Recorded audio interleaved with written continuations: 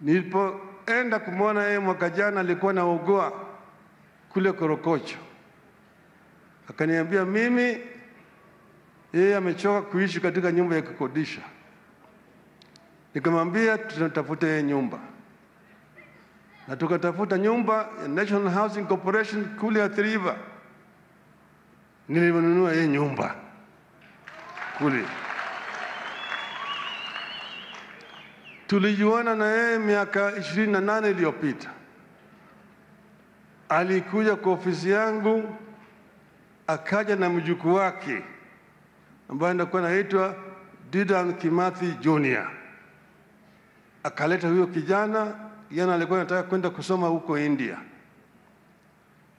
Na mimi nikamsaidia kijana, akaenda India. Alipokuwa kule India, alikuwa ananiandikia mimi barua mara kwa mara vile yeye anaendelea. Nikamwambia soma vizuri kabisa, wewe ndio Dedan Kimathi ambayo inakuja sasa. Akasema mpaka kafuzu, lakini bahati mbaya alipomaliza, ilikuwa anatarajia kuja hapa, akapata ajali huko.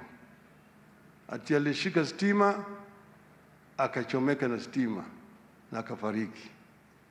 May the Lord rest his soul in eternal peace.